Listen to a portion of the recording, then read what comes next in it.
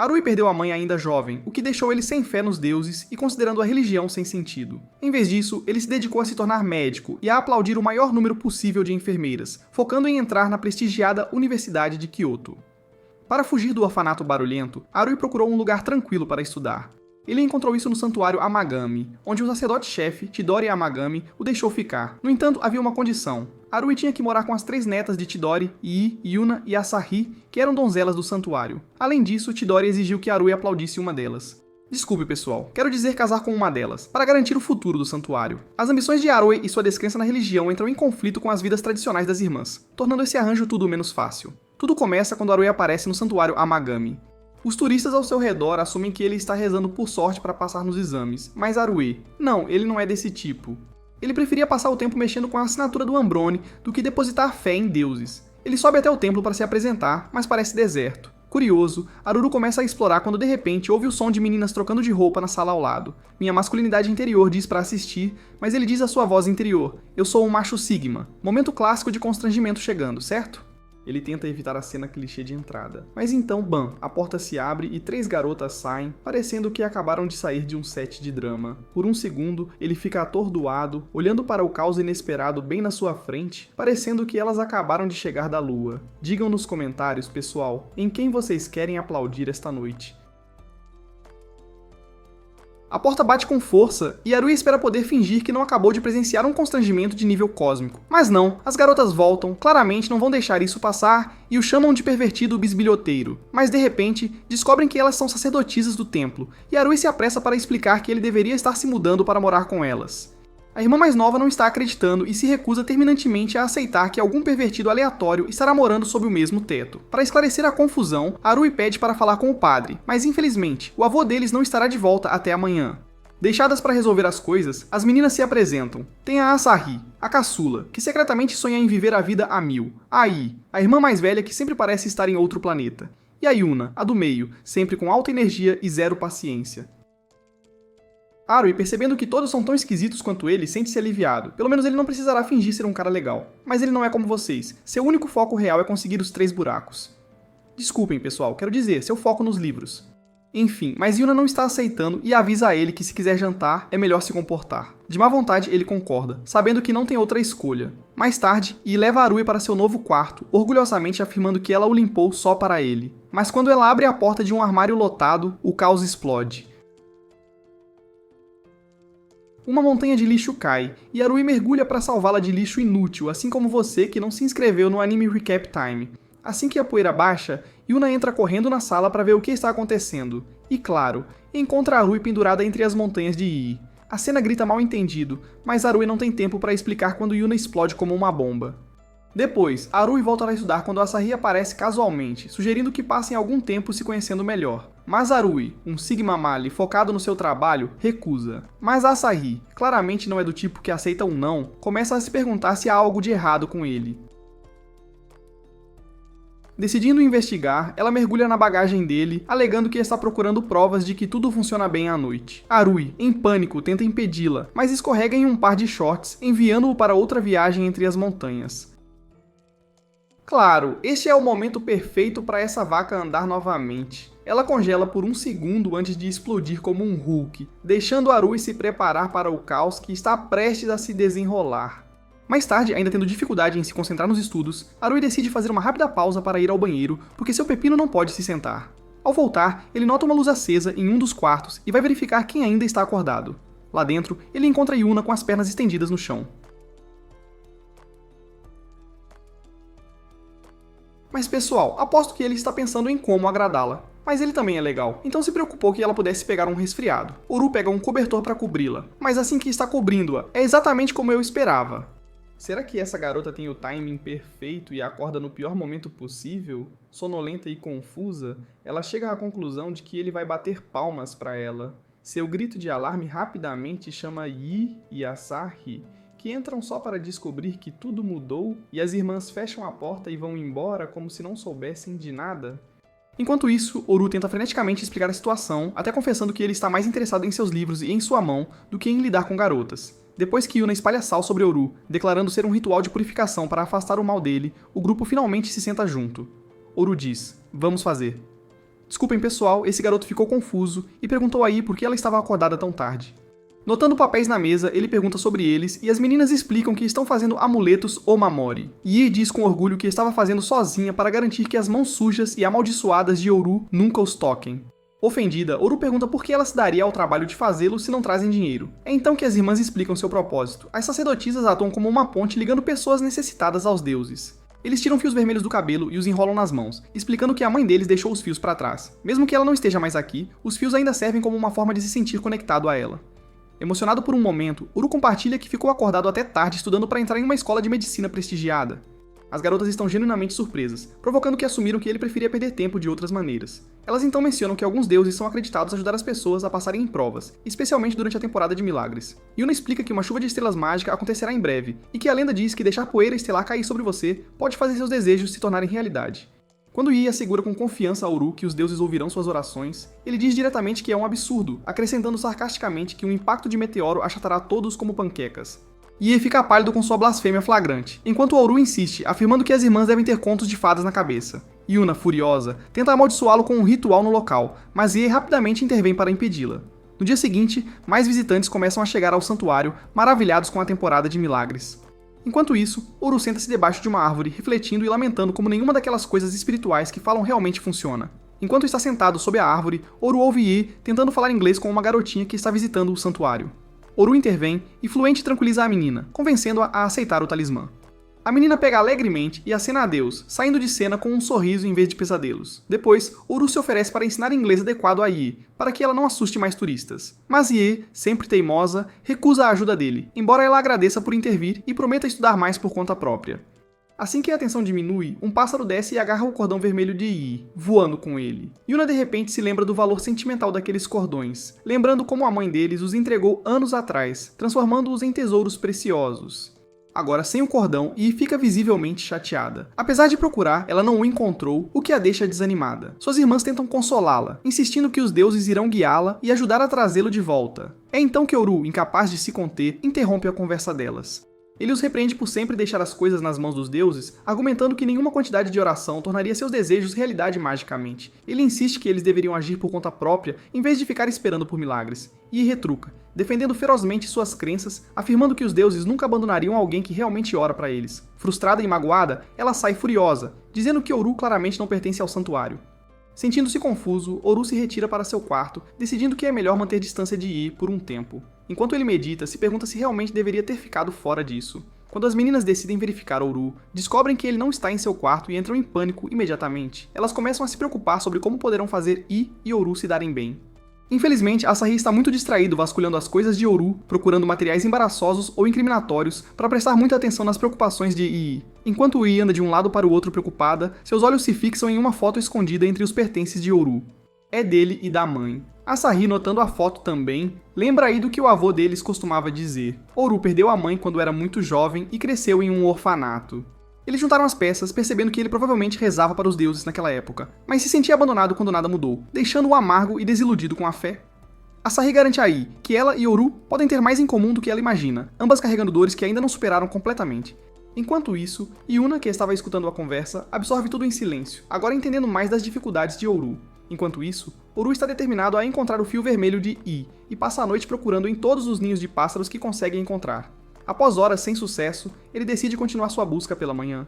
Mas quando ele volta, ele se lembra das irmãs rezando mais cedo. Apesar das suas dúvidas, Yi decide tentar. Ao mesmo tempo, Yi está desesperadamente procurando por Oru, preocupado com onde ele poderia estar. Quando ela finalmente o encontra, ela fica surpresa ao vê-lo rezar. Comovida, ela se junta a ele e o elogia pelo esforço. Oru aproveita o momento para se desculpar por ter sido rude antes e Yi também pede desculpas. Notando suas mãos sujas, ela comenta que, já que ele mostrou um pouco de respeito pelos deuses, talvez ele não seja tão ruim afinal e possa ficar no santuário. Nesse instante, as outras irmãs chegam, aliviadas por encontrá-las seguras. Claro, Asahi imediatamente tira conclusões precipitadas, convencida de que estavam fugindo para algumas atividades proibidas. Ignorando suas brincadeiras, o grupo volta para casa junto. Eles concordam que se um milagre acontecer, certamente encontrarão o fio vermelho de Yi.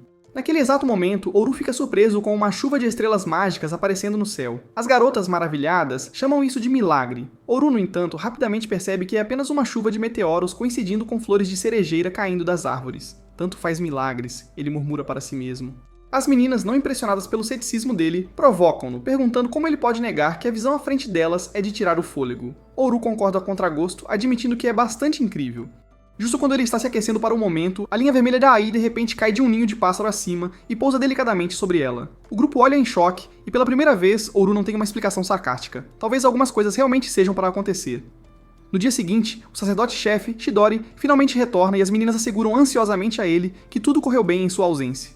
Chidori então dá as boas-vindas formais a Oru, e casualmente revela uma bomba. Uma vez que Oru se case com uma das netas de Chidori, ele assumirá como sacerdote do santuário. Oru, chocado, pergunta do que, em nome de Deus, Chidori está falando. Chidori explica calmamente: você se casará com uma delas e herdará o santuário.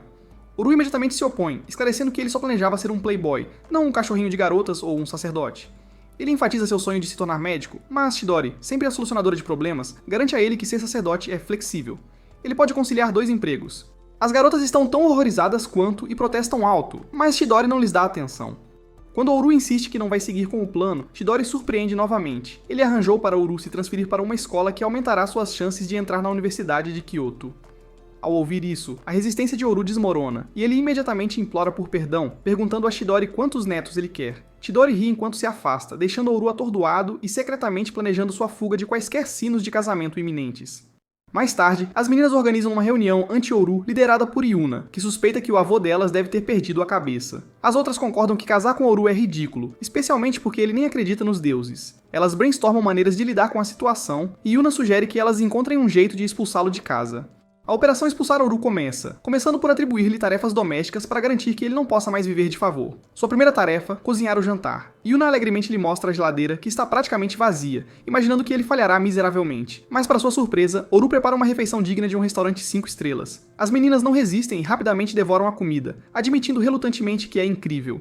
No entanto, Yuna, determinada a não perder a batalha, declara com um sorriso que ele ainda não está livre de problemas, mesmo se sua culinária pudesse rivalizar com a de Gordon Ramsay. Nosso herói silenciosamente se prepara para a próxima rodada de seus planos de despejo nada sutis. Em seguida, nosso herói é encarregado da tarefa de lavar roupa. Yuna secretamente espera que ele desmorone sob o sol escaldante, enquanto Yi hesita em se perguntar se é uma má ideia deixá-lo lidar com suas coberturas de parcelas. Para sua surpresa, nosso herói nem sequer vacila ao ver suas peças íntimas. Em vez disso, torna-se uma situação embaraçosa para eles enquanto o observam trabalhar com a concentração de um profissional. No final, ele dobrou a roupa em pilhas tão perfeitas que parecem recém-saídas da loja. Ainda determinada, Yuna insiste que o jogo ainda não acabou e revela sua arma secreta. Nosso herói terá que limpar o quarto de Yi. Yuna, com um sorriso presunçoso, deseja-lhe sorte, sabendo que o quarto é uma zona de desastre que poderia ser confundida com um aterro sanitário. Nosso herói entra e seu nariz é imediatamente atacado pelo fedor de algo podre. Após alguma investigação, ele encontra o culpado. Várias pinturas a óleo deixadas para apodrecer. Acontece que Yi é formada em artes, mas suas obras-primas precisavam de cuidado há muito tempo. Apesar de quase sufocar com a bagunça, nossa heroína continua firme. Quando ele termina, a sala brilha como nova, chocando a todos. E, impressionada e um pouco culpada, admite que deveriam deixá-lo ficar depois de passarem por tanta coisa. Asahi intervém, brincando que uma empregada habilidosa pode ser útil na casa. Mas o nosso herói não está satisfeito. Ele agradece pela hospitalidade breve, mas explica que se tiver que fazer tarefas domésticas todos os dias, nunca terá tempo para estudar para a faculdade de medicina. Com isso, ele começa a arrumar suas malas, pronto para partir e perseguir seus sonhos. As garotas o observam ir, deixadas a imaginar se foram muito duras com ele ou se apenas perderam alguém que poderia ter tornado suas vidas caóticas um pouco mais brilhantes. As garotas não conseguiam se livrar da estranha sensação após a partida abrupta do nosso herói. Yuna, tentando se manter firme, insistiu que o plano delas foi um sucesso retumbante. Mas Yi e Asahi pareciam visivelmente tristes ao vê-lo partir. Enquanto isso, no trem, nosso herói estava de volta aos estudos, completamente focado em seu sonho de faculdade de medicina. Mal sabia ele, as garotas o estavam seguindo secretamente à distância. Elas provocaram Yuna por estar chateada com a partida dele, embora ela negasse, dizendo que nem sequer tinha coração. Enquanto o seguiam, especulavam sobre sua intensa determinação em se tornar médico, supondo que provavelmente estava ligada à sua mãe. A missão de espionagem deles continuou desde a estação até uma área isolada, onde a trilha os levou a uma casa cercada por corvos e morcegos sinistros. E estava preocupado que nosso herói talvez estivesse planejando morar em um lugar tão decadente porque o tinham expulsado. De repente, nosso herói apareceu atrás deles, assustando muito Yuna e os pegando no flagra. Antes que pudessem explicar, notaram um grupo de crianças próximas tentando nomear os planetas em suas camisas. Nosso herói, confuso com a presença das garotas, estava prestes a perguntar o que elas estavam fazendo ali quando o dono da casa e uma mulher chamada Dokotra Mahiru apareceram. Mahiru os recebeu e revelou que ela dirige um orfanato chamado Miracle Garden. Ela agradeceu às garotas por cuidarem de um traste como nosso herói e brincou que eram bonitas demais para serem suas futuras esposas. Mahiru garantiu-lhes que nosso herói tinha algumas qualidades redentoras, embora não resistisse a provocá-lo por querer se tornar médico por causa de sua influência. Nosso herói a interrompeu antes que ela pudesse revelar histórias embaraçosas sobre ele. Ele insistiu firmemente que não voltaria ao santuário nem se casaria com ninguém. Mahiru, no entanto, rapidamente tapou sua boca e lembrou de forma brincalhona das manobras que fez para garantir um lar adotivo para ele antigamente. As crianças então correram até nosso herói, mostrando orgulhosamente seus tsuros de papel, o que o surpreendeu. Enquanto ele admirava o trabalho manual deles, uma garota chamada Shirai apareceu. Nosso herói pareceu assustado e perguntou por que ela estava lá. Shirai explicou casualmente que estava apenas visitando. As meninas curiosas pressionaram nosso herói por respostas e ele explicou que Shirai era uma amiga de infância que também morava no orfanato. Asahi, sempre o brincalhão, provocou que o estilo moleca de Shirai devia significar que ela tinha uma queda pelo nosso herói, mas Yuna rapidamente a interrompeu, dizendo para ela parar com isso. Shirai, sem se incomodar com a conversa, apenas sorriu, deixando as garotas ainda mais intrigadas sobre sua conexão com nosso herói. Um dos garotos mostrou seu tsuru de papel para as garotas e explicou que era para sua mãe. Shiri acrescentou que o orfanato também ajuda os pais doentes que não podem cuidar dos seus filhos, e os tesouros eram para eles. As meninas acharam a ideia doce, mas nosso herói chamou de perda de tempo. Yuna disse às crianças para ignorá-lo, e começou a ajudar com os tesouros. Depois de um tempo, as meninas apresentaram suas tentativas. O tesouro de I parecia muito complicado, Yuna estava muito lenta, e o tamanho era uma bagunça amassada. As crianças, sem se impressionar, pediram ajuda ao Ouryu. Relutantemente, ele se juntou e os ajudou a fazer 1000 pássaros de papel. As meninas ficaram impressionadas com a habilidade dele, enquanto Ouryu ficou irritado por perder seu tempo com crianças barulhentas. Quando Ouryu ouviu uma criança se perguntando se o tsuru de papel realmente ajudaria sua mãe a melhorar, isso desencadeou uma memória de seu próprio passado. Pegando o tsuru, ele o entregou ao menino e assegurou-lhe que, quando os médicos vissem os amuletos, fariam o seu melhor. O menino imediatamente se animou, sua esperança restaurada.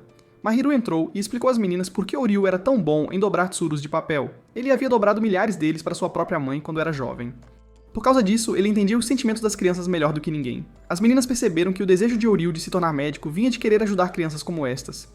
Shiri acrescentou que Ouryu sempre esteve lá para elas quando se sentiam ansiosas ou tristes. Mahiru então disse às garotas que cuidassem bem dele, dando a entender que ele precisava de apoio tanto quanto as crianças. Mais tarde, enquanto as garotas brincavam lá fora com as crianças, Mahiru parabenizou Ouryu por conquistar 3 mulheres do templo. Ouryu, ainda frustrado, lamentou que as meninas só queriam que ele fizesse todas as tarefas domésticas, não deixando tempo para estudar. Mahiru riu e lembrou que mesmo quando era criança, ele tentava ajudá-la com tudo, fosse nas tarefas ou cuidando das crianças. Ela admitiu que naquela época estava feliz em fazer tudo sozinha, mas ela via o quanto ele se importava.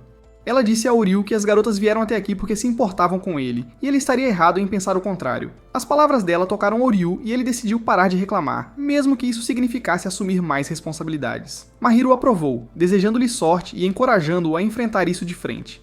Mais tarde, as garotas provocaram Ouryu sobre ter uma queda por Mahiru, mas ele rapidamente as calou, dizendo que devia a ela sua vida e nada mais. Ele se desculpou por ser egoísta e deixar o santuário tão abruptamente, oferecendo-se para fazer qualquer trabalho doméstico que quisessem. Yuna, no entanto, se recusou a deixá-lo assumir tudo, insistindo que todos ajudariam porque agora eram uma família.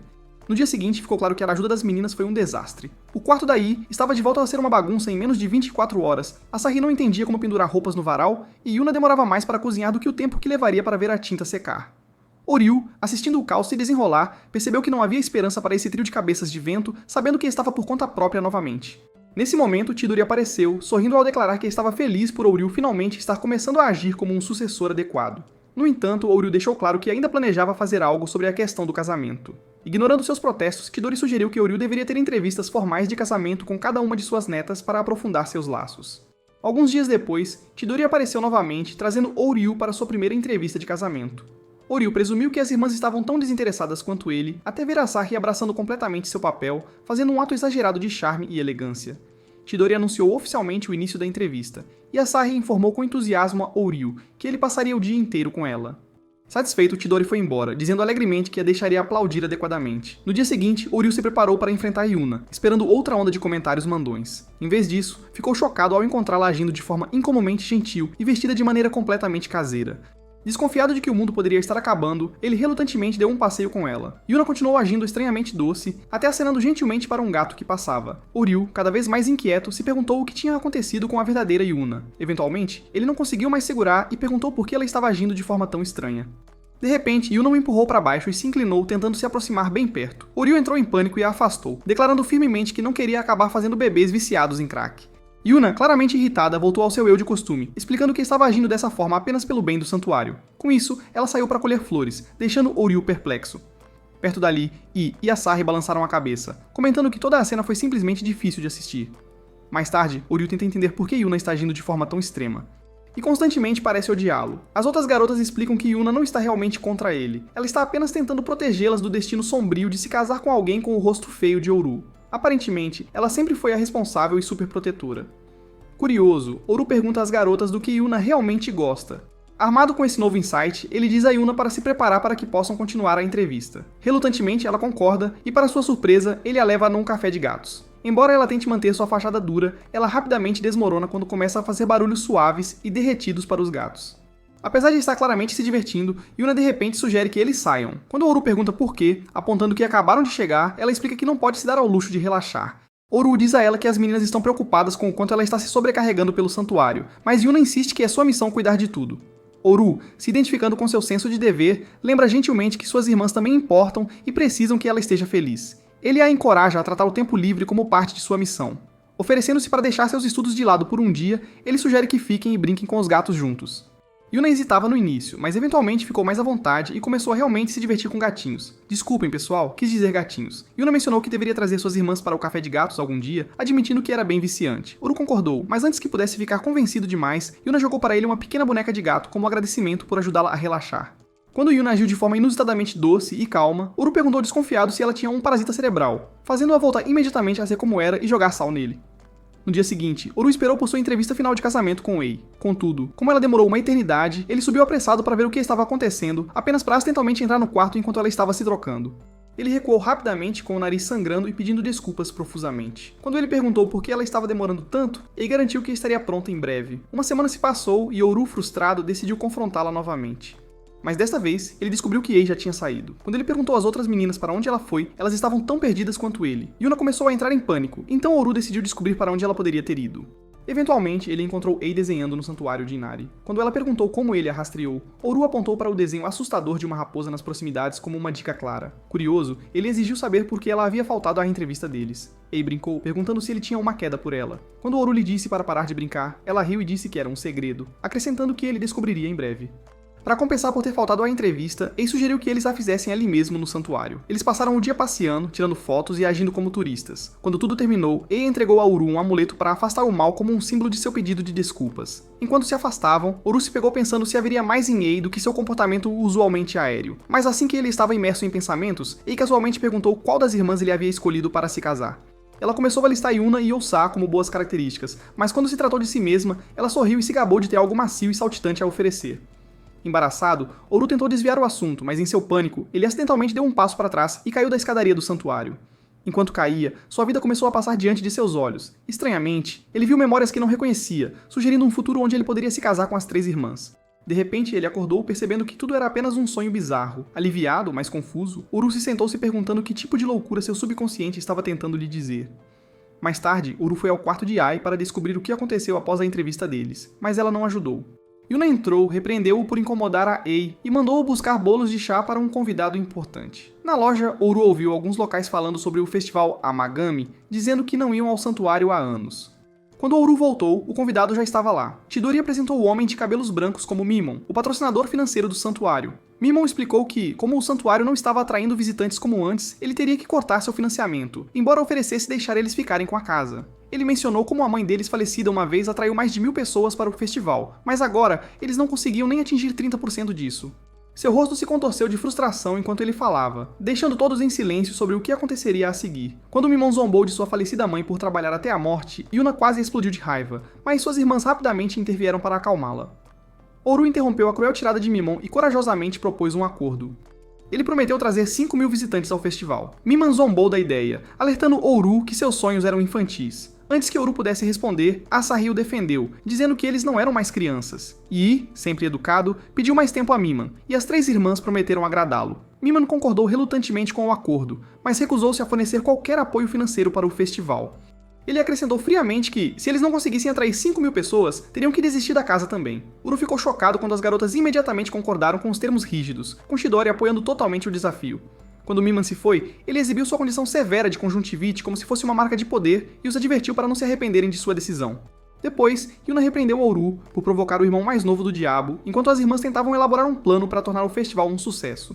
Percebendo que Oru estava desaparecido, elas acabaram encontrando-o examinando os antigos registros do festival.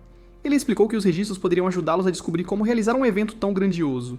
Vendo sua determinação, as garotas começaram a acreditar que poderiam realmente ter uma chance se trabalhassem juntas. No dia seguinte, Oru parecia exausto ao contar às garotas sobre uma redução nas barracas do festival. As garotas explicaram que depois que a mãe delas morreu, perderam contato com os donos das barracas, já que Chidori estava ocupada cuidando delas. Elas insistiram que eram grandes o suficiente para gerenciar o festival sozinhas. Oru sugeriu usar as redes sociais para promover o evento. Yuna alegou que era boa nisso, mas o primeiro cartaz dela estava terrível. Oru então sugeriu que atuassem como garotas de campanha. Asahi zombou dele por achar que eram bonitas, mas Oru admitiu que sim.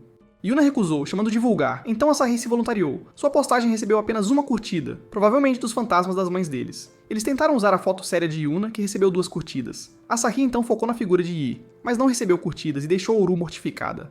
Oru observou que nenhum dos posts mencionava o santuário ou festival. Asahi sugeriu usar seus uniformes de donzela, mas Yuna a chamou de vergonha por desrespeitar os deuses. Asahi retrucou, culpando Yuna por ser muito tradicionalista. Ye interveio e os avisou para pararem de brigar, forçando-os a se acalmarem. No jantar, as meninas ficaram em silêncio constrangedor, recusando-se a falar uma com a outra, o que incomodou Oru. Mais tarde, ele encontrou Yuna praticando poses para selfies e perguntou se ela já tinha feito as pazes com Asahi. Para dar-lhe um empurrão na direção certa, Oru mostrou-lhe o quanto Asahi tinha trabalhado arduamente e perguntou se ela ainda achava que era uma falha. Comovida, Yuna decidiu enviar uma selfie para Asahi, pedindo dicas. Asahi respondeu com entusiasmo. E Yuna, sentindo-se culpada, abraçou-a por trás e pediu desculpas por ter sido dura. As meninas fizeram as pazes, e Yi juntou-se ao momento emocionado. Enquanto as irmãs estavam se divertindo, Oru tirou uma foto delas que inesperadamente se tornou viral. Incentivadas pelo sucesso, as garotas começaram a fazer reels para o Instagram sobre o santuário, que tiveram o mesmo sucesso. Vendo o progresso, Oru sugeriu passar para a fase 2, criando itens de edição limitada para venda. Yi foi encarregado de desenhar os talismãs, mas 2 dias depois, Oru estava no limite de sua paciência de tanto pedir a ela pelos desenhos. Ela admitiu que estava procrastinando porque eu acho que os caras que estão aplaudindo ela a noite toda, mas garantiu a ele que os teria prontos na manhã seguinte. Oru logo percebeu que estavam em apuros porque tudo que Yi havia dito sobre finalizar seus designs de talismã era mentira. Quando ele foi verificar no quarto dela, ela já tinha ido embora. Enquanto isso, Yi estava à beira do rio, assistindo a um drama envolvendo carpas. Ver 2 peixes aparentemente apaixonados inspirou-a a desenhar um talismã. Na manhã seguinte, Oru apresentou às meninas seus próprios desenhos de talismãs substitutos, mas elas imediatamente disseram para ele continuar estudando medicina. Justo então, Yi entrou com seu design finalizado e todos a elogiaram por seu gênio. Ela explicou que seu design baseado no conceito de amor era destinado a atrair visitantes jovens e desesperadamente solteiros. Oru repreendeu Yi por procrastinar e prometeu ficar de olho nela da próxima vez, mas as garotas o provocaram por ser estranho em querer perseguir uma mulher mais velha. Apesar das piadas, Yi se sentiu grata por Oru se importar o suficiente para incentivá-la. Com o crescente sucesso nas redes sociais e os novos designs de talismãs, as garotas estavam animadas para o festival, mas Oru lembrou-lhes que havia uma tarefa importante. Mais tarde, elas foram ao distrito comercial da cidade. Embora as garotas tentassem esconder o nervosismo, estava claro que sentiam a pressão. Elas finalmente se encontraram com os donos das barracas com quem tinham perdido contato e pediram ajuda para fazer o festival um sucesso. Depois de explicar as dificuldades financeiras do santuário, Oru e as garotas se curvaram profundamente, pedindo a ajuda dos donos das barracas. Para sua surpresa, os comerciantes estavam mais do que dispostos. As meninas estavam preocupadas de estarem sendo inconvenientes, mas os proprietários explicaram que já estavam discutindo o festival. Eles admitiram que desde que o antigo dono do santuário faleceu, eles tinham se sentido relutantes em voltar. No entanto, não tinham ideia de que o santuário estava enfrentando dificuldades e, como suas famílias foram ajudadas pela família Amagami por gerações, eles estavam felizes em protegê-lo. Oru e as meninas os agradeceram, e os donos das barracas sugeriram realizar uma reunião estratégica imediatamente. Enquanto as meninas observavam Oru trabalhar com os donos das barracas, não puderam deixar de se lembrar de sua mãe. Elas admitiram umas às outras que haviam aprendido muito com Oru, e se sentiam confiantes de que finalmente poderiam fazer o festival um sucesso. O dia do festival chegou, e Oru e as meninas estavam determinadas a reunir visitantes suficientes para salvar o santuário. No entanto, à medida que as horas passavam, perceberam mais ervas daninhas do que pessoas aparecendo. Algo estava claramente errado. Naquele momento, Asahi veio correndo com seu celular, mostrando-lhes uma conta falsa, alegando que o festival havia sido cancelado. Lui sugeriu avisar o público sobre as notícias falsas, mas eles rapidamente perceberam que sua conta oficial havia sido bloqueada, provavelmente devido aos seus erros anteriores, o que os fazia parecer golpistas. Ao mesmo tempo, Ru como um sapo comemorava o sucesso de seu plano de ensinar uma lição às meninas Amagami. De volta ao santuário, Oru e Asahi amaldiçoaram Memon, suspeitando que ele fosse o único retorcido o suficiente para sabotar o festival. Yuna, frustrada, lembrou-lhes de todo o trabalho árduo que haviam feito, apenas para ter isso arruinado por um homem cujos olhos se assemelhavam a recortes de unhas dos pés. Yu e Asahi sentiram-se igualmente derrotados, mas Oru assegurou-lhes que não tinha acabado ainda. Após examinar o cronograma do festival, Oru sugeriu focar nos eventos da tarde para recuperar a atenção. Ele propôs um plano audacioso para atrair certos caras suados de tênis New Balance, fazendo as garotas surtarem e avisarem que poderiam se meter em sérios apuros. Chidori, ouvindo a conversa, surpreendentemente apoiou a ideia de Oru, dizendo que poderia realmente funcionar. Os donos das barracas intervieram, prontos para fazer o que fosse necessário para salvar o festival. Com uma determinação renovada, Oru pegou um monte de panfletos para distribuir, deixando as garotas se prepararem. Enquanto as meninas o observavam sair correndo, Asahi perguntou nervosamente se Deus iria repreendê-las pelo que estavam prestes a fazer. Chidori as tranquilizou, dizendo que o mais importante era se divertir com Deus, com o que os donos das barracas concordaram entusiasticamente. Enquanto isso, Oru lutava para distribuir panfletos. Algo sobre um homem de roupão simplesmente não convencia os locais a parar e ouvir. Quando as coisas pareciam sem esperança, Mahiru apareceu, chamando a atenção das pessoas sem esforço e mostrando a Oru como se fazia. Shirahi e as crianças do Jardim Milagroso também chegaram para ajudar, surpreendendo Oru. Quando ele perguntou o que estavam fazendo lá, Mahiru explicou que tinham ouvido sobre o problema e acharam que Oru tentaria lidar com isso sozinho. Com todos trabalhando juntos, eles conseguiram distribuir todos os panfletos a tempo para o evento principal. De volta ao santuário, Yuna e as meninas apareceram em um carro alegórico, vestidas com roupões coloridos em vez de trajes tradicionais. Apesar das preocupações iniciais, a multidão achou as sacerdotisas adoráveis e foi ao festival para conferir. À distância, Memon observava com frustração enquanto seu plano desmoronava. Seu sorriso presunçoso desapareceu quando percebeu que o festival era um sucesso, com pessoas chegando, e o santuário Amagami mais uma vez cheio de vida. Enquanto isso, as garotas lamentavam o quanto Oru desrespeita Deus, mas como já estavam lá em cima no carro alegórico, decidiram seguir em frente e se divertir. A multidão foi atraída pela presença animada deles, dando a Oru esperança de que eles realmente pudessem chegar a 5.000 visitantes. No entanto, a sorte deles mudou quando de repente começou a chover, fazendo com que todos corressem para se abrigar. O local do festival esvaziou rapidamente, ficando mais silencioso do que o cérebro de Yui. A transmissão de rádio anunciou que a tempestade provavelmente duraria um tempo, fazendo Oru se sentir completamente derrotado enquanto olhava para o contador de visitantes. Ignorando os avisos das meninas sobre pegar um resfriado, ele saiu na chuva, decidido a descobrir o que fazer a seguir. Apesar do azar, as meninas lhe garantiram que Deus nunca lhes viraria as costas e certamente ajudaria. Com uma renovada esperança, eles correram até o local de oração e imploraram por intervenção divina. Oru, observando-os rezar na chuva torrencial, sentiu uma onda de frustração sobre sua própria impotência e saiu correndo. Ele questionou o que poderia fazer para mudar a situação. De repente, a tempestade começou a se dissipar e Oru notou algo incrível. As meninas o alcançaram, preocupadas com sua condição, mas Oru apontou uma cena deslumbrante que parecia saída de um conto de fadas da Disney. Ele até começou a pensar que poderia realmente ser um milagre.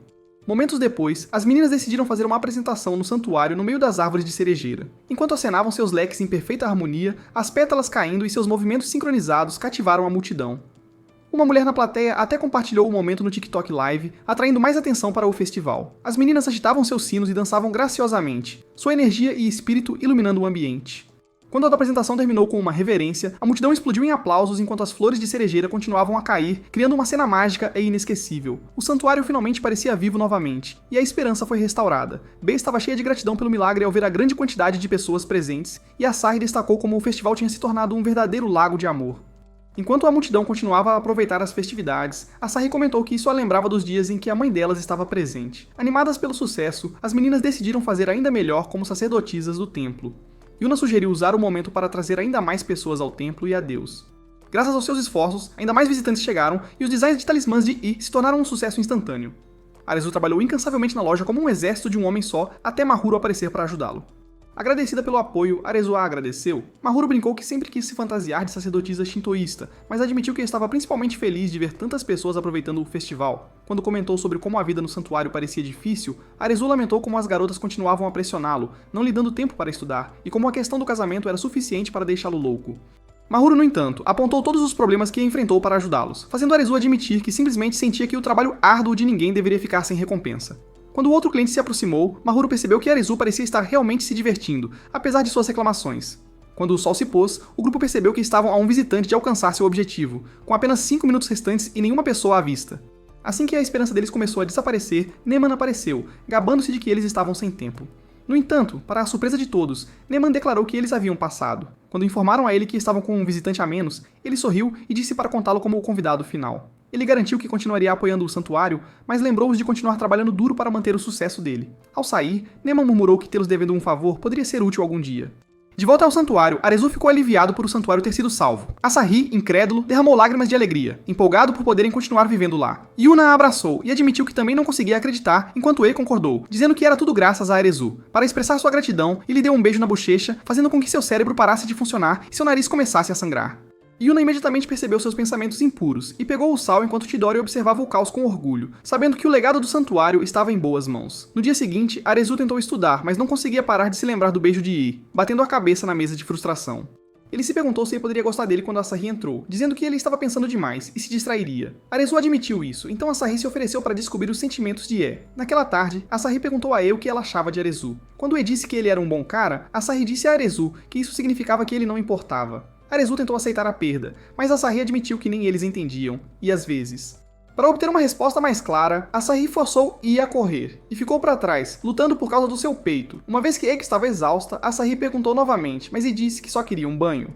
Mais tarde, enquanto relaxavam na banheira, e perguntou por que Asahi a levou para correr. Envergonhado, Asahi perguntou por que ela beijou Arezu, e disse que embora Arezu fosse bonito, ele era apenas um cara qualquer obrigado a se casar com elas.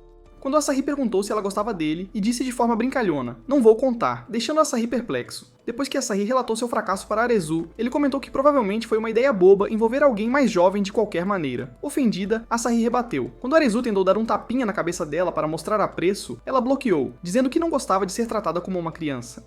Arezu pediu desculpas, admitindo que ela lembrava a ele das crianças no orfanato. Determinado a provar que não era inocente, Asahi subiu em cima dele e mordeu sua orelha. Quando ele perguntou o porquê, ela sorriu maliciosamente, disse, não vou contar, e saiu correndo, deixando Arezu em uma confusão atordoante. No dia seguinte, Arezu teve dificuldade para escovar os dentes, distraído por pensamentos intrusivos sobre as irmãs. Rezando para que Yuna fosse mais séria, ele a encontrou agindo de forma estranha. Yuna insistiu que não estava escondendo nada, mas quando Yi apareceu e perguntou o que estava errado, Oru apontou o comportamento estranho de Yuna. Asahi sugeriu que Yuna falasse com Oru, mas Yuna recusou, preocupada que ele vazasse as informações. Naquela noite, Oru terminou sua sessão de estudos e ficou desconfiado sobre o desaparecimento das meninas, pensando se alienígenas as haviam abduzido. Saindo apressadamente para verificar, ele encontrou Asahi agachada do lado de fora do seu quarto. Ela pediu silêncio e apontou para Yuna, que estava trabalhando arduamente em um talismã. Asahi explicou que era para o aniversário dela no dia seguinte, e Oru percebeu que as garotas estavam escondendo seus presentes antes. Asahi acrescentou que Yuna era péssima em guardar segredos, então eles foram até o quarto de Yi e a encontraram costurando animais de pelúcia, brincando que pareciam prontos para a possessão demoníaca. À meia-noite, Yi exibiu orgulhosamente seu presente, afirmando que Asahi gostaria mais dele enquanto Yuna zombava, insistindo que o dela era superior. Os dois começaram a discutir e justo quando Oru se preparava para intervir, Asahi o deteve e lhe disse para esperar. Yi e Yuna acidentalmente tropeçaram, estragando ambos os presentes. Envergonhados, eles desejaram a Asahi um feliz aniversário e pediram desculpas por serem tão desajeitados. Asahi, no entanto, ficou comovido com o esforço deles. Ela agradeceu a Yuna por se concentrar tanto em fazer uma coisa e a Yi por criar tantos presentes atenciosos. Ela as abraçou, dizendo que as amava e agradecendo por tudo. Oru finalmente deu um passo à frente para timidamente desejar a ela um feliz aniversário. Sorrindo, Asahi lhe disse que tudo o que importava era o amor e o esforço que todos tinham colocado no dia dela. Com isso, as garotas voltaram para a cama, deixando Oru pensando em como ele tinha acabado no meio do vínculo caótico, mas saudável delas. Mais tarde naquela manhã, Yuna e Yi acordaram ainda desejando que pudessem ter dado seus presentes de aniversário para Asahi. De repente, Asahi apareceu e disse a elas que tinha algo interessante para mostrar. Quando eles a seguiram até a sala de estar, encontraram seus presentes quebrados completamente consertados. Ao lado deles, Oru estava dormindo profundamente, segurando um livro sobre acessórios feitos à mão. As meninas acharam isso doce da parte dele, e Asahi notou um pequeno bilhete desejando-lhe um feliz aniversário. Mais tarde, Oru teve um sonho em que Yuna expressou sua gratidão e o beijou. Ele acordou confuso, se perguntando do que se tratava, apenas para notar o talismã de Yi por perto. Pouco depois, Yi recebeu uma mensagem de Mahiru perguntando se ele estava livre.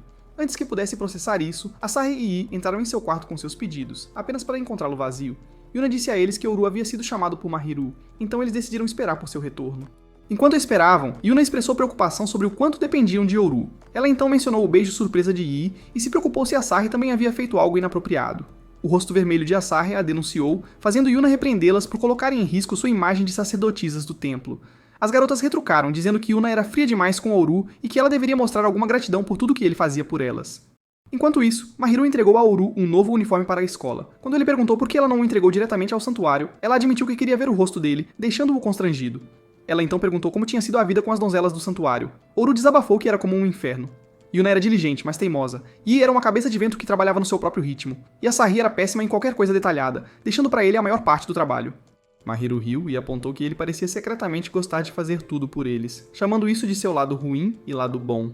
No entanto, ela lembrou-lhe que, não importa o quanto de caos ele lidasse, sua prioridade deveria ser entrar na escola de medicina. Depois que Oru caminhou para casa com uma determinação renovada para se tornar médico e retribuir Mahiru por tudo o que ela tinha feito por ele, ele notou Yuna esperando por ele. Curioso, ele perguntou o que ela queria, e ela disse que só queria conversar. Eles começaram a caminhar juntos, um silêncio constrangedor rapidamente se instalou.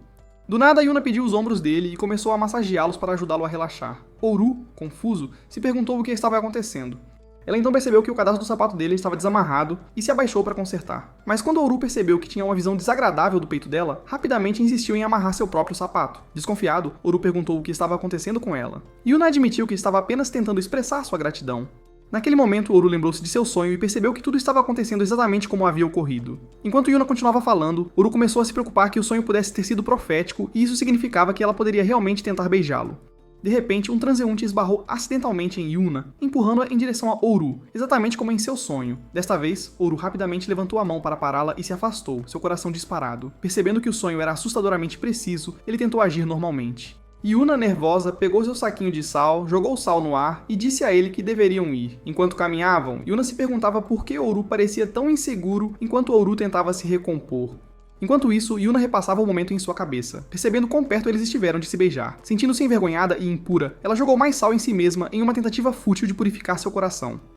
Naquela noite, Oru teve um sonho estranho sobre as meninas visitando um novo santuário em Arashiyama.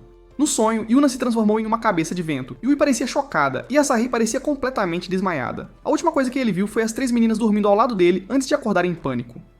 No café da manhã, Yuna sugeriu que visitassem o santuário Tsukimi em Arashiyama. Oru congelou quando Asahi explicou que era o mesmo santuário de seu sonho. Ela acrescentou que o mestre do santuário lá tinha lhes ensinado a serem sacerdotisas, e agora que tinham mais visitantes do que o normal, precisavam da ajuda dela novamente. Ainda abalado, Oru recusou-se absolutamente a ir quando Asahi o convidou para se juntar. De volta ao seu quarto, ele decidiu impedir que seu sonho se tornasse realidade a todo custo. De repente, Chidori entrou com uma tarefa para ele, um item importante para entregar. Momentos depois, Oru se viu correndo pela rua com uma caixa misteriosa, apenas para perceber que havia chegado ao santuário Tsukimi. Ele suspirou, entendendo que mudar o futuro pode não ser tão simples. Dentro do santuário, Oru entregou a caixa, anunciando que continha algo maligno. As meninas especularam que poderia conter um espírito selado, mas Yumiko, a assistente sacerdotisa e ex-professora delas, pediu a todos que se acalmassem e se apresentou. Oru perguntou o que era uma assistente sacerdotisa, então Asahi explicou que era um posto no sacerdócio, fazendo de Yumiko a mestre das sacerdotisas. Oru perguntou o que deveriam fazer com a caixa. Yumiko, exalando uma aura confiante de super-herói, abriu dramaticamente apenas para revelar mote de canela. Oru amaldiçoou silenciosamente Chidori por pregar peças. Yumiko colocou o mote na mesa para todos aproveitarem enquanto Oru continuava a observá-la cautelosamente. Enquanto comiam, Yumiko explicou que o santuário Tsukimi era dedicado ao deus da lua, que dizia se guiar as pessoas de suas preocupações para a luz e a esperança. Yuna acrescentou que o santuário também era acreditado para realizar sonhos, embora essa parte parecesse mais um conto de fadas. Segundo a lenda, na noite de lua cheia, atravessar a iluminada ponte do arco-íris poderia transformar seus sonhos em realidade. As meninas então contaram a Yumiko sobre o aumento de visitantes e os desafios de administrar o santuário. Yumiko ouviu e respondeu a cada uma delas. Ela disse a Asahi que ela estava muito mais bonita, repreendeu Yuna por chamá-la de mestre porque não era fofo, e agarrou o peito de Yui para verificar se havia suco, fazendo Oru questionar sua sanidade. Para a alegria de todos, Yumiko anunciou que tinha reservado uma estadia em uma pousada de águas termais nas proximidades para que todos pudessem relaxar. As meninas comemoraram com a perspectiva de deixar as preocupações de lado. Enquanto se preparavam para ir à pousada, Oru desculpou-se, dizendo que precisava voltar aos estudos. De repente, Oru notou uma fila de sacerdotisas oferecendo gratidão aos deuses. Yumiko explicou que era uma rotina diária, mostrando sua habilidade em supervisionar tantas sacerdotisas ao mesmo tempo. Até Oru teve que admitir que ele a tinha julgado mal. Asahi garantiu às meninas que o santuário delas um dia seria tão grandioso. Yumiko, em seu jeito habitual, recompensou Asahi com carinhos na cabeça e uma invasão desnecessária de espaço pessoal, o que levou as outras meninas a fazerem o mesmo. Oru observava silenciosamente enquanto eles criavam laços com Yumiko antes de ela se preparar para enviá-los à pousada. Antes de partirem, Oru perguntou a Yumiko por que ela evitou as perguntas das garotas mais cedo, no almoço. Yumiko o elogiou por ser observador, mas explicou que não tinha dado conselhos a elas porque era mais do que podiam lhe dar. Quando as garotas protestaram, Yumiko as desafiou, perguntando se estavam realmente prontas para se dedicarem ao templo. Ela lembrou que Asahi e Yuna estavam se aproximando dos anos de vestibular, enquanto Yui precisava começar a planejar seu caminho profissional após a universidade. Yumiko enfatizou que só se vive uma vez e os instou a descobrir o que realmente queriam para seus futuros. Yuna insistiu que estava pronta para dedicar sua vida à sua família, aos visitantes do santuário e a Deus, implorando a Yumiko por orientação. Yumiko respondeu firmemente que um senso de responsabilidade não era suficiente.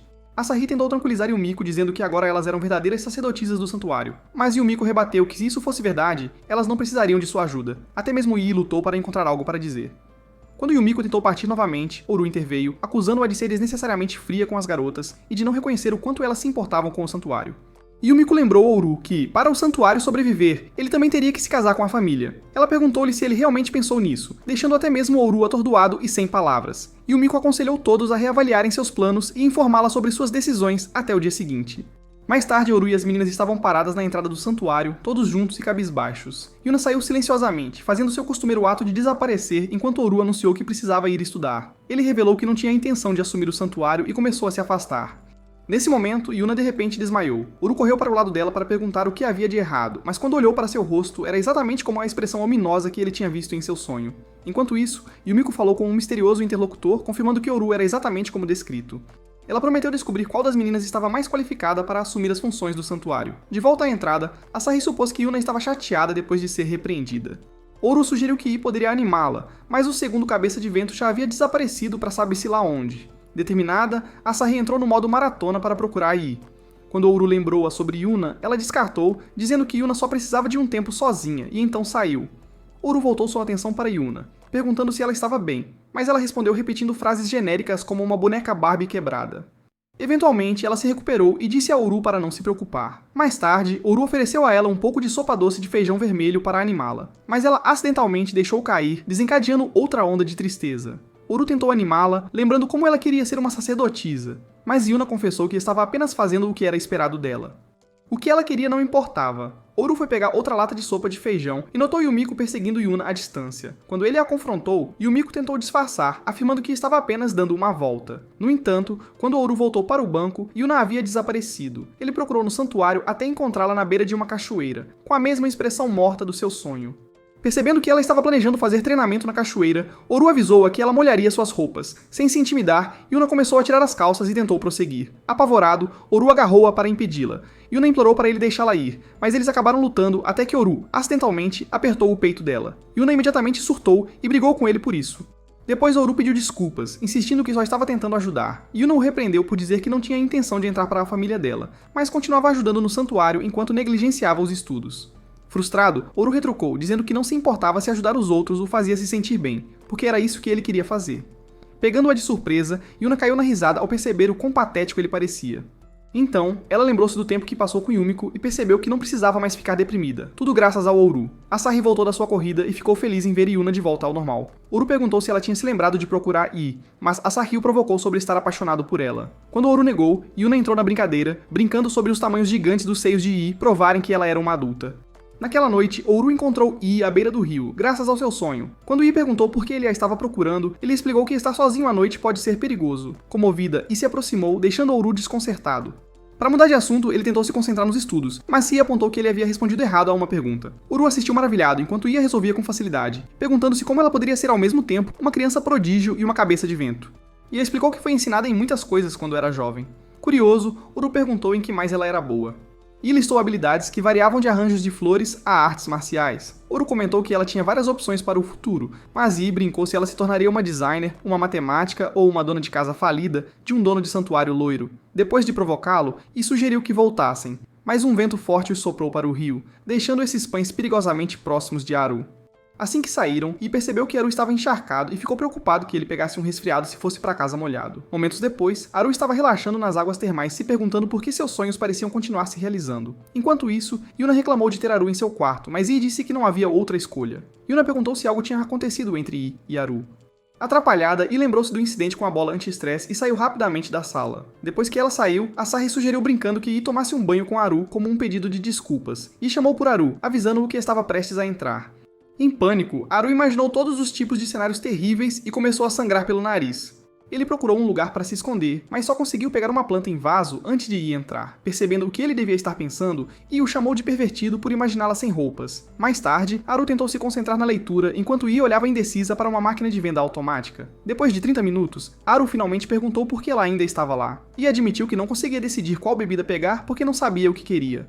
Isso trouxe de volta uma lembrança do seu passado, onde uma mulher lhe disse que ela não precisava tomar decisões, porque sua vida já estava decidida. Paralisada por essa ansiedade persistente, Ii ficou parada até que Aru pegou uma bebida aleatória e a entregou para ela. Percebendo que estava escondendo sua confusão e ansiedade, Aru a tranquilizou, oferecendo-se para guiá-la sempre que se sentisse perdida. Quando Ii se virou para sair, Ii, tocada por suas palavras, jogou a bebida em seu kimono, declarando que decidiria as coisas por si mesma a partir de agora. Ela o provocou, chamando-o de irmão mais novo, e saiu andando. Quando chegou a hora de dormir, Asahi convidou Haru para dormir em sua cama, o que levou Yuna a repreendê-la por sua ousadia. Recusando-se a dormir no mesmo quarto que Haru, Yuna sugeriu que ele dormisse em uma gaveta.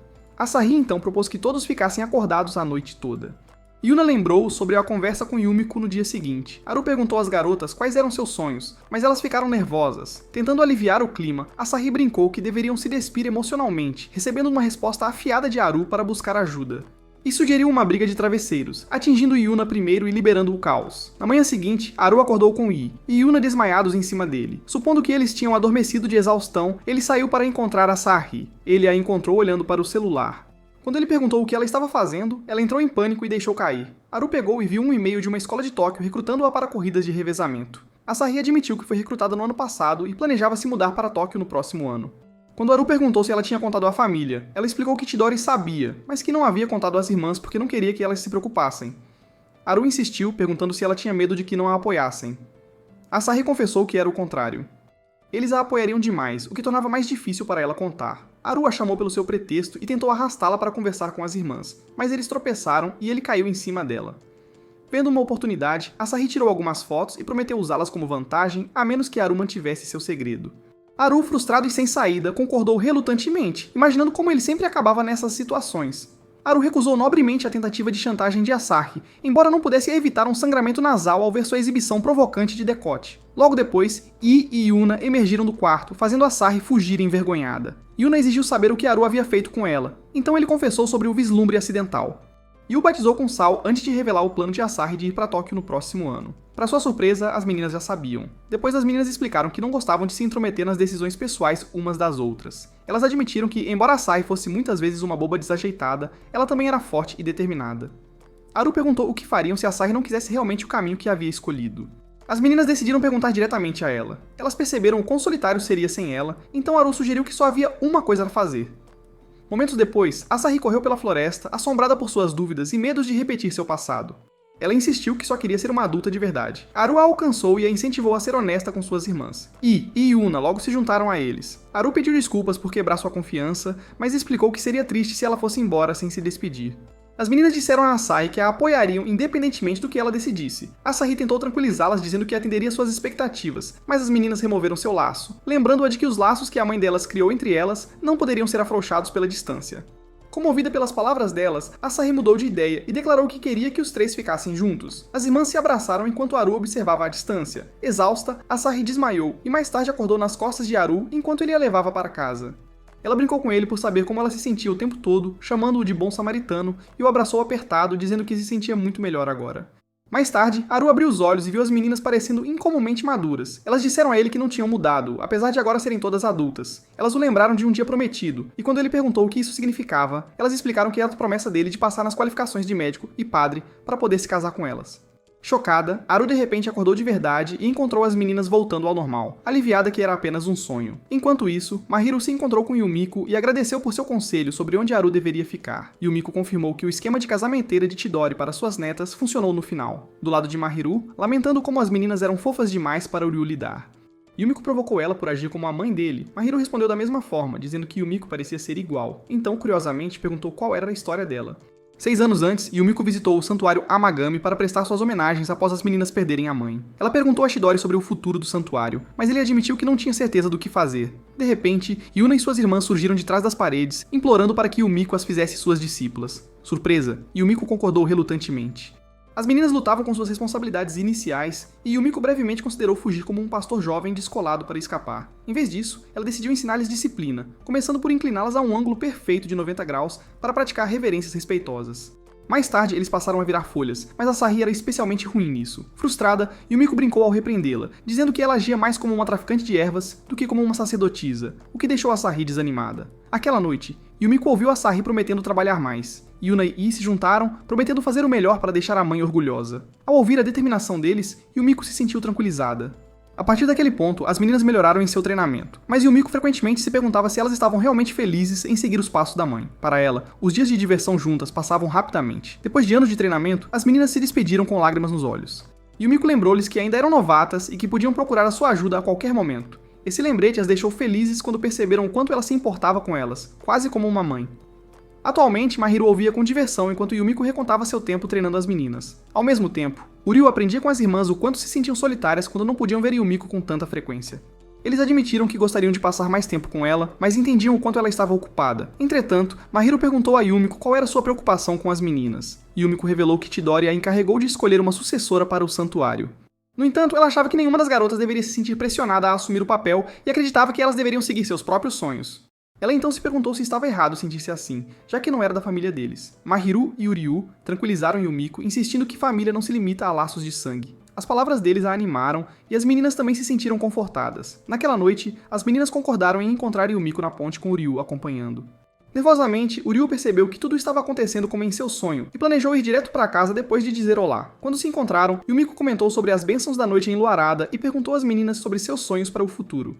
Uryu notou que Ii parecia tão distraída como sempre, Yuna ainda estava se forçando, e Asahi tinha abandonado seu sonho de ir para Tóquio. Nervoso com as escolhas delas, ele ouviu enquanto as irmãs declaravam seu desejo de suceder o santuário. Percebendo que todas compartilhavam o mesmo objetivo, as irmãs começaram a discutir. Asahi afirmou que era a mais qualificada como chefe de publicidade e insistiu que estar com suas irmãs importava mais do que sua carreira de atleta. E argumentou que era ela quem fazia talismãs e presentes, tornando-a a melhor escolha. Yuna se recusou a recuar, afirmando que era o que ela mais queria. Uryu observou com descrença enquanto as irmãs discutiam, percebendo o quanto compartilhavam um só cérebro. Yumiko perguntou se essa era a decisão final delas. As meninas, confiantes em sua escolha, lembraram-se de sua mãe como sacerdotisa de um santuário e juraram valorizar seu lar. Em um momento comovente, eles fizeram uma reverência perfeita e humildemente pediram a orientação de Yumiko. Comovida, os olhos de Yumiko se encheram de lágrimas, impressionada pela sinceridade deles e pelo forte laço que compartilhavam como família. Naquele momento, Uryu perguntou se deixar o santuário para 3 meninas desajeitadas era sensato, irritando as irmãs. Ele então pediu a Yumiko que os orientasse melhor. Yumiko concordou e disse às garotas que seus planos eram lixo, apontando que não tinham estratégia e dependiam de sentimentos. Ela decidiu que era muito cedo para escolher um sucessor, e decidiu treiná-los novamente. As garotas ficaram surpresas, mas felizes quando Yumiko garantiu que poderiam visitá-la a qualquer momento. Yumiko então perguntou se estavam dispostas a se casar com Uryu para suceder o santuário. As irmãs se voltaram para Uryu, que se lembrou do aviso de Mahiru, sobre a sobrevivência do santuário depender dele. Vendo a determinação delas, Uryu mostrou-lhes fotos de meninos do orfanato, brincando que eles eram potenciais substitutos para um marido. Yumiko, lembrando-se das palavras de Mahiru sobre as lutas de Uryu, percebeu que eles se tornaram um aliado confiável. Uryu prometeu apoiar os sonhos das meninas, e as irmãs começaram a debater de brincadeira qual garoto escolheriam, marcando um passo esperançoso para o futuro do santuário. De repente, Ii declarou que se casaria com Uryu, chocando as outras. Asahi concordou timidamente, seguido por Yuna, que fingiu que estava fazendo isso apenas pelo bem do santuário. Incapaz de chegar a um consenso, Asahi brincou sugerindo que todos se casassem com ele. De repente, luzes brilhantes cercaram a ponte, fazendo com que as meninas tropeçassem em Uryu. Ele se lembrou da lenda sobre a lua cheia realizando sonhos e percebeu que as meninas estavam todas deitadas em cima dele. Até mesmo as irmãs começaram a se preocupar que a sugestão de Asahi pudesse de alguma forma se tornar realidade. Enquanto as garotas discutiam, Yumiko saiu, divertida com o caos e ansiosa para ver quais caminhos escolheriam. Alguns dias depois, Uryu preparou nervosamente o café da manhã para as meninas. Quando chegaram com seus uniformes escolares, lamentaram que as férias de primavera já haviam acabado. Enquanto comiam, Yuna percebeu que Uryu não tinha tocado na comida e o provocou. Asahi perguntou para qual escola ele estava se transferindo, mas Uryu não conseguia lembrar o nome. Yuna o tranquilizou, dizendo que não podia ser a dela, já que sua escola era apenas para meninas. Uryu suspirou aliviado, pensando que isso não era algum clichê de anime harém, até que lembrou a Yuna que sua escola agora era mista. Mais tarde, Uryu e Yuna descobriram o quão clichê este anime era quando Uryu foi apresentado como o único garoto da classe. Durante o intervalo, várias meninas se reuniram ao redor dele, bombardeando-o com perguntas. Sobrecarregado, ele notou que Yuna o olhava furiosamente. Quando se encontraram do lado de fora, Yuna disse a ele que ele poderia flertar com quantas garotas quisesse, desde que não mencionasse que moravam juntos. Confuso, Uryu perguntou por quê, mas Yuna insistiu que não queria boatos estranhos se espalhando. De volta à aula, Uryu tentou se concentrar nos estudos e percebeu o quão rigorosa era a escola academicamente. No entanto, sua concentração vacilou ao sentir todas as garotas olhando para ele como se fosse um artefato raro. Durante o próximo intervalo, uma garota chamada Mitsuko se aproximou com Yuna e se apresentou como a representante da turma. Ela perguntou como ele estava se ajustando como o único menino, enquanto Yuna se desculpou abruptamente. Mitsuko achou isso estranho, notando que Yuna geralmente ajudava os recém-chegados. Quando Haru perguntou se eles eram próximos, Mitsuko disse que eram melhores amigos e o provocou por já estar apaixonado por Yuna. Mitsuko começou a ajudar muito, listando as qualidades positivas de Yuna, convenientemente ignorando seus momentos ocasionais de distração. Ela também mencionou como Yuna se tornou popular após o festival Amagami, o que fez Haru perceber que Yuna provavelmente estava se comportando melhor na escola em comparação com suas travessuras em casa. Mitsuko continuou a provocá-lo, mas avisou que quem quisesse o coração de Yuna teria que passar por ela primeiro. Cansado, Haru se desculpou e foi ao banheiro. Quando voltou para o período de ginástica, ele acidentalmente entrou na sala enquanto as meninas estavam se trocando. Embora ele já tivesse visto as características de Yuna, Haru entrou em pânico, fechou a porta e ficou preocupado que toda a turma o odiasse por espiar. Por sorte, Mitsuko e Yuna o tranquilizaram dizendo que estava tudo bem, já que nenhuma das garotas parecia se importar. Yuna, no entanto, lutou contra o impulso de atacá-lo ali mesmo. Haru já podia perceber que sua vida escolar seria caótica. Na manhã seguinte, Haru preparou almoços com as garotas e as cumprimentou nervosamente quando desceram. Yuna continuou a encará-lo, deixando-o inquieto. Quando os outros perguntaram o que estava errado, Yuna disse que não era nada. De repente, eles notaram as marmitas que Haru havia preparado para eles. Até a fria fachada de Yuna se derreteu ao ver a comida. Haru, confuso, perguntou por que era um grande negócio. As garotas explicaram que não tinham almoços caseiros adequados há séculos, sobrevivendo com comida comprada em lojas. Asahi mencionou que a mãe deles costumava fazer bentôs para eles, então Haru se ofereceu para continuar fazendo-os diariamente. Mais tarde na escola, Haru entrou em um mar de saias como o único menino. Mitsuko o chamou perguntando como ele estava se ajustando à vida escolar, enquanto Yuna olhava furiosamente, avisando-o silenciosamente para ficar quieto. Mitsuko percebeu a tensão e casualmente mencionou que Yuna não tinha comprado bolinhos na loja dos pais como de costume. Quando ela perguntou se Haru sabia de algo, ele fingiu ignorância e a dispensou. Durante o almoço, Yuna revelou seu bento magistralmente preparado, fazendo todas as garotas ficarem com água na boca. Mitsuko de repente apontou que era idêntico ao almoço de Haru, fazendo Yuna congelar de pânico. Com dificuldade para encontrar uma explicação, Haru rapidamente enfiou todo o seu almoço na boca, impedindo qualquer comparação. Yuna suspirou aliviada, embora Mitsuko permanecesse desconfiada. Naquela noite, enquanto Haru lavava as marmitas, Yuna se aproximou dele. Ele pediu desculpas e sugeriu cancelar as marmitas para evitar mais problemas, mas Yuna agradeceu e pediu para ele continuar fazendo com algumas alterações. Haru concordou e logo Asahi e Ii apareceram, cada um pedindo suas próprias modificações. No dia seguinte, Haru voltou da escola, aliviado que o problema do almoço tinha sido resolvido. No caminho para casa, ele viu as meninas juntas, o que foi uma surpresa, já que elas frequentavam escolas diferentes. Lembrando o aviso de Yuna para evitá-las perto da escola, ele decidiu não se aproximar. De repente, Shirahi apareceu, provocando-o sobre seu novo uniforme e como ele estava fofo. Quando ela perguntou como ele estava se adaptando à nova casa, Haru explicou que havia começado em uma nova escola. Shirahi o provocou mais, dizendo que ele havia mudado muito desde que saiu do orfanato, mas Haru brincou que ela não havia mudado nada, especialmente em termos de ser plana. Enquanto conversavam, Shirahi o provocava sobre morar com 3 sacerdotisas. Haru, como de costume, desabafou sobre o quão irritantes as garotas eram. Surpresa, Shirahi tentou sugerir um encontro para estudar quando perceberam uma multidão se reunindo ao redor de Yuna, Ii e Asahi, tentando tirar fotos delas. Ao ver como as meninas estavam desconfortáveis, Haru lembrou-se do aviso de Yuna, mas decidiu que não podia ignorar a situação. Pedindo desculpas a Shirahi, ele atravessou a multidão, pegou as meninas pela mão e as conduziu pela rua.